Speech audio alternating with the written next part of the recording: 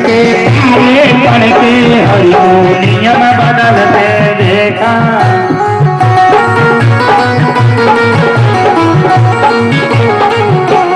अपना मान रही न रही पर भक्त कदाचन देखा।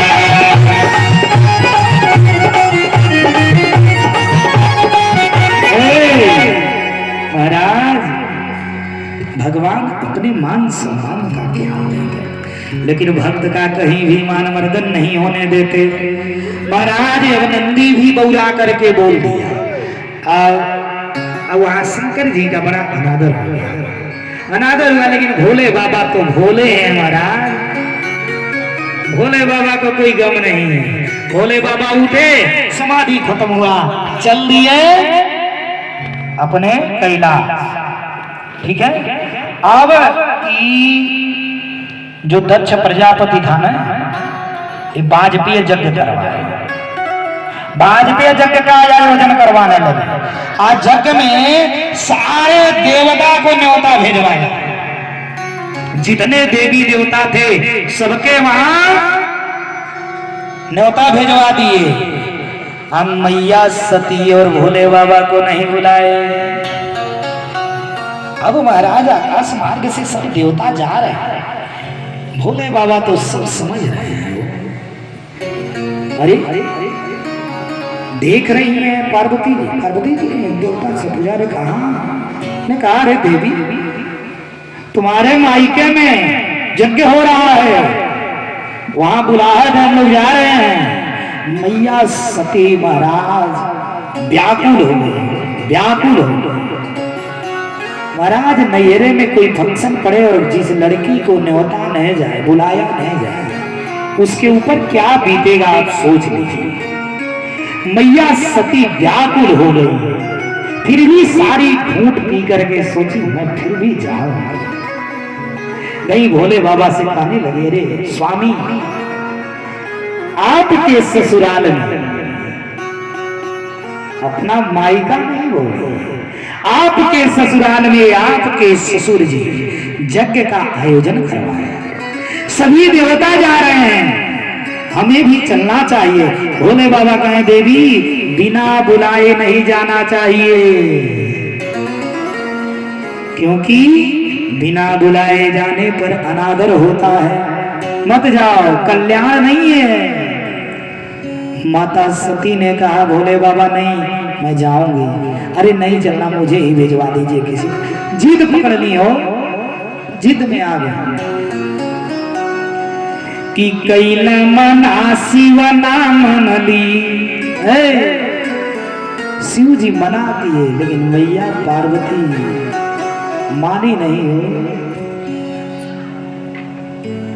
मैया पार्वती सती मानी नहीं, कहीं कि नहीं मैं जाऊंगा। भोले बाबा ने कहा नंदी बेटा, अरे भाई ऐसे ही अकेले कैसे जाएंगे, तू लोग 2-4 लोग जाओ और साथे ले जाके माता जी के यज्ञ योग्य दिखा के लेके चले आ रहे। मैं के न जाओ गौरा, अरे मैं के न जाओ गौरा, तेरा मेरा या नादर है,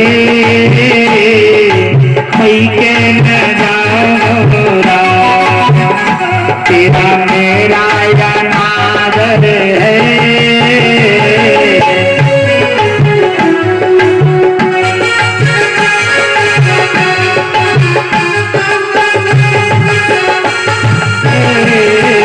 मैं के न जाओ गौरा, तेरा मेरा या नादर है।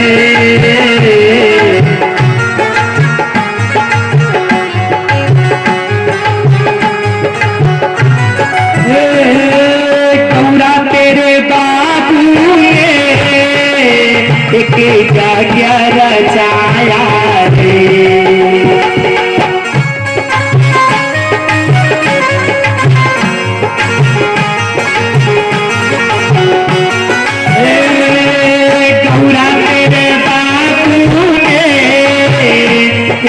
यज्ञ रचाया रे।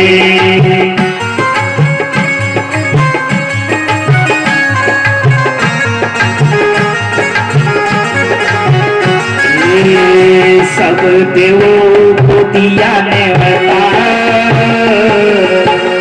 सब देवों को दिया नेवता, नहीं हमको बुलाया है।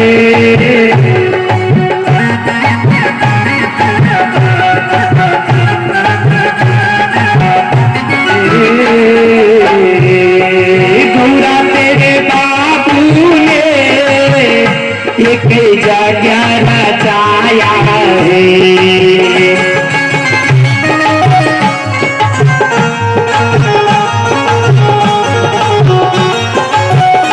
सब देवन को दिया नेवता, नहीं हमको बुलाया है।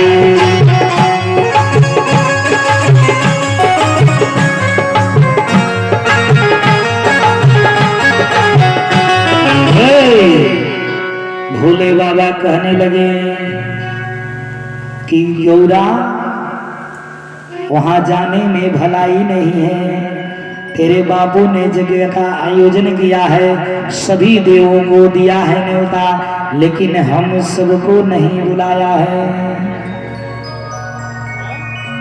गौरा वहां जाने पर तेरा मेरा अनादर है,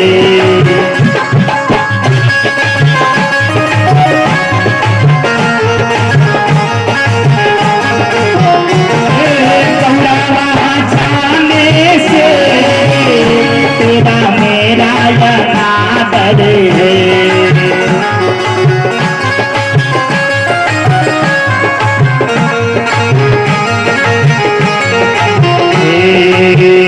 सब देवन को दिया नेवता, नहीं हमको बुलाया है।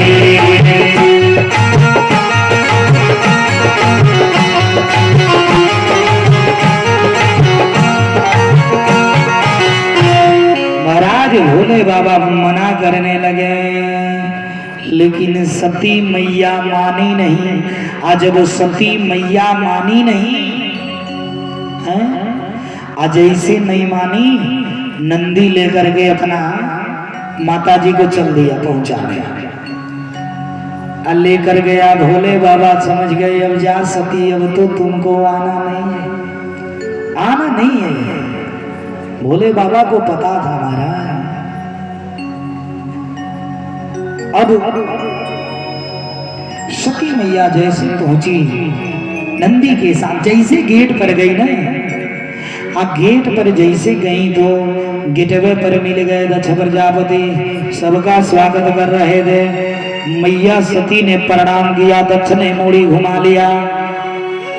सोचिए महाराज, कोई पुत्री अपने पिता के घर बिना बुलाए एक तो चली जाए, और दूसरे अगर सामने पड़ने पर पैर छू ले और पिता मुख मोड़ ले, फिर क्या बीतेगा।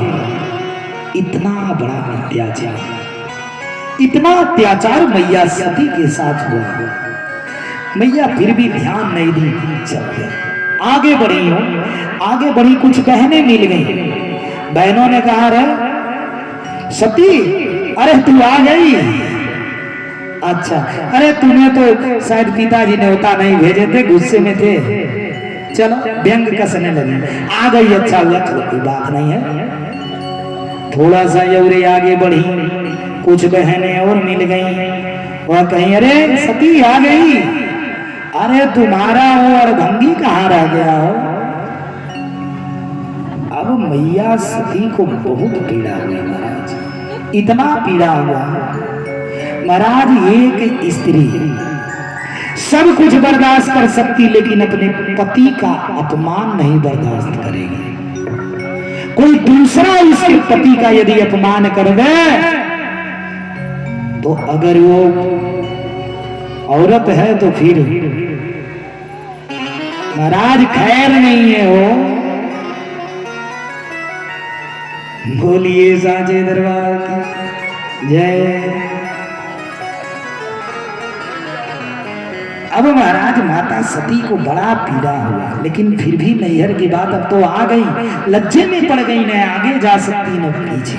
अब सोच रही अब तो आ ही गई। थोड़ा सा जैसे आगे बढ़ी महाराज, तो सामने मिली कौन? सागर भर ही एक माता।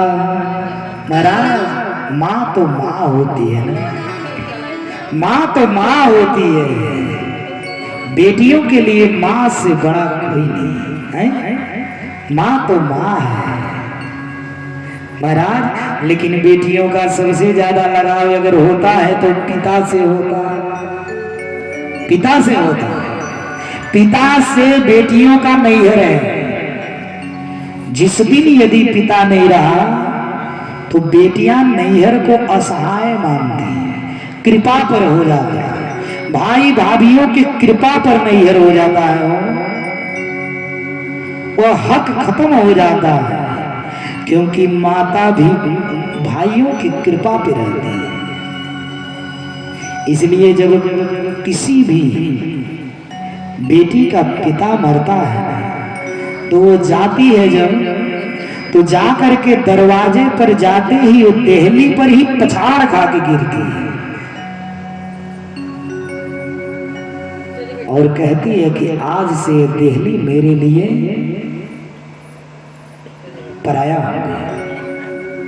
महाराज क्योंकि माँ तो बेचारी पिता के मरने के बाद माँ को भाई और भौजाई के आश्रित हो जाते हैं, इसलिए बेटियों का आस टूट जाता है महाराज। लेकिन मैया जब जैसे मिली अपने बेटी से, माँ ही इतनी प्रेम से मिली कि सारा पीछे का दुख इनको भूल गया, सती को भूल गया। अब नंदी उतने ऋषियार, जितने लोग अनादर किए उतने नाराज। और नंदी को लेकर के मैया सती अपने मन में अभी आ गई हैं तो क्या करें, अभी इधर उधर घूम रही। फिर सोची बेटा नंदी चलो थोड़ा चला जाए यज्ञ मंडप की तरफ, यज्ञ मंडप की तरफ देखा जाए क्या कैसे हो रहा है। और यज्ञशाले में पहुंची मैया सती। तो यज्ञशाले में पहुंचने के बाद जब यज्ञशाले में घूम रही है महाराज, उस समय वो देख रही हैं सारे देवताओं का अलग अलग भाग रखा हुआ, अलग अलग सबका आसन लगा है सारे देवताओं का, लेकिन भोले बाबा का आसन नहीं लगा है महाराज। अब तो बर्दाश्त के बाहर हो गया, बर्दाश्त के बाहर हो गया। और जैसे अंदर गई नहीं, एक पुखारी सी थी, पुखारी सी हवन करा रहे। ई जो है दांत दिखा करके लग रहा है हंसने सती मैया को देखे। वो तो बिना बुलाए आ गई, इसके पति का हिस्सा भी नहीं, मजा ले गई। तीसरा आज वैसे इधर नजर घुमा तो भृगु ऋषि थे। भृगु दाढ़ी पर हाथ फेर करके मुस्कुरा रहे हो। नंदी को लगा भयंकर गुस्सा, लेकिन चबुआ चबुआ के रह जाता था। अरे जैसे देवी देखी हो मैया सती कि शंभु का भाग नहीं रखा है, तुरंत माता सती मन में ठान ली कि ऐसे पिता की पुत्री बन करके जीना, ऐसे पिता के नाम के, मेरे नाम के पीछे दक्ष का नाम कहीं न लिया जाए, मेरे नाम के पीछे दक्ष का गोत्र न लगाया जाए। ऐसे शरीर को लेकर के मैं भोलेनाथ के साथ नहीं रह सकती। और तुरंत मैया सती ने योगाग्नि का ध्यान किया और योगाग्नि का ध्यान करते ही पूरा शरीर जर करके भस्म हो गया। बोलिए सती मैया की जय। महाराज सती मैया का सारा शरीर जल के भस्म। अब इधर नंदी और जितने सेना गए थे साथ में गण, ये सब रोते हुए भागते